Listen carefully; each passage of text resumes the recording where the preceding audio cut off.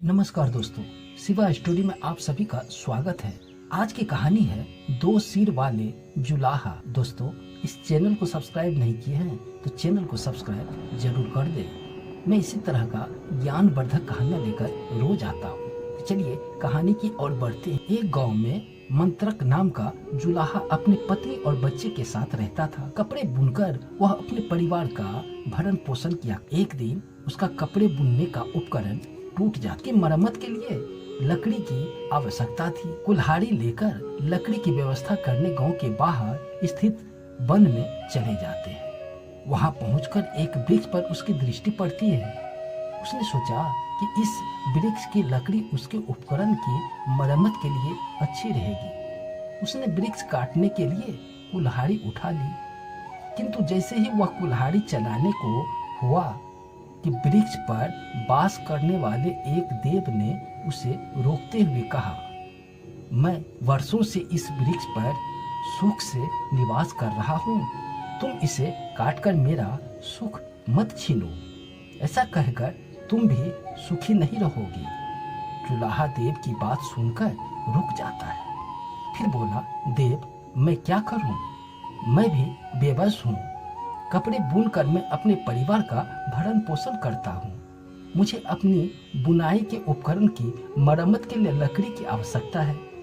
यदि उसकी मरम्मत नहीं हुई तो मेरे परिजन भूखे मर जाएंगे। इस वृक्ष को काटने के अतिरिक्त मेरे पास अन्य कोई विकल्प नहीं है। कृपया कर आप किसी अन्य वृक्ष पर आश्रय ले लीजिए। जुलाहा ने फिर से कुल्हाड़ी उठा ली और देव ने उसे फिर से रोकते हुए कहा कि मैं तुम्हारी समस्या समझ रहा हूँ, किंतु मैं भी अपने वर्षों के निवास को छोड़कर नहीं जाना चाहता हूँ। तुम इसे मत काटो। तुम मुझसे जो चाहो वर मांग लो। वर की बात सुनकर जुलाहा सोच में पड़ गए। फिर बोला, यदि ऐसा है तो ठीक है, किंतु वर मांगने के लिए मुझे कुछ समय की आवश्यकता है। मैं अपनी पत्नी और मित्रों से परामर्श लेकर ही वर मांगूंगा। देव ने उसे समय दे दिया। जुलाहा गांव की ओर जल्दी जल्दी कदम बढ़ाने लगा। घर जाने के पूर्व वह अपने मित्र नाई के पास गया और उसे पूरी बात बताते हुए पूछा, मित्र, अब तुम ही बताओ, मुझे क्या वर मांगना चाहिए? नाई ने थोड़ी देर विचार कर उत्तर दिया कि मित्र, तुम देव से एक राज मांग लो। मुझे अपना मंत्री बना लेना। हम दोनों आपस में मंत्र से अच्छे से राजपाट संभाल लेंगे। नाई का परामर्श सुनकर जुलाहा बोला कि घर जाकर मैं जरा अपनी पत्नी से भी तो परामर्श ले लूं। देखता हूं कि वो क्या कहती है। मित्र, स्त्री से ऐसे गंभीर विषय पर मंथन मत करो। वो मात्र अपना स्वार्थ देखती है। अपने सुख साधन के अतिरिक्त वो तुम्हें कुछ और मांगने का परामर्श नहीं दे सकती है। नाई ने जुलाहा को चिताया। जुलाहे ने फिर भी पत्नी की परामर्श के बाद ही वर मांगने की बात दोहराई और घर चला आया। घर जाकर उसने पत्नी को पूरा वृतांत बताया और साथ ही नाई द्वारा दिया गया परामर्श भी बताया। पत्नी बोली कि राज मांगकर तुम क्या करोगे?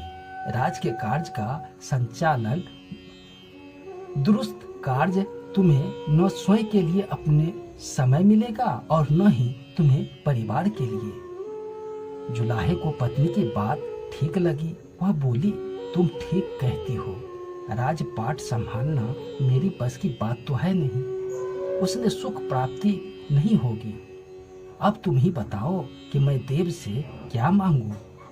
पत्नी बोली कि तुम अपने दो हाथ से जितने वस्त्र बुनते हो उससे हमारा गुजारा अच्छे से चल जाता है। सोचो कि यदि तुम्हारे 4 हाथ हो तो तुम दुगुने वस्त्र बुन पाओगे। इससे कमाई तो बढ़ेगी ही, समाज में हमारा मान सम्मान भी बढ़ेगा। जुलाहे को पत्नी की परामर्श जच गया। वह वन जाकर देव से बोला कि देव, मुझे वर चाहिए कि मैं 2 सिर और 4 हाथ वाला हो जाऊं। देव ने उसका मनचाहा वर दे दिया। अगले ही क्षण जुलाहा के 2 सिर और 4 हाथ हो गए। वह आनंद पूर्वक अपने गांव लौट आया। लेकिन गांव वालों ने जब उसे देखा तो उसे राक्षस समझ बैठे और पीट पीट कर उसे मार डाला।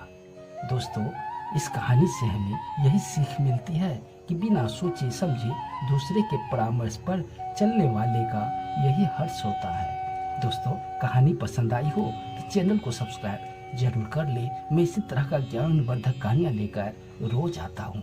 धन्यवाद।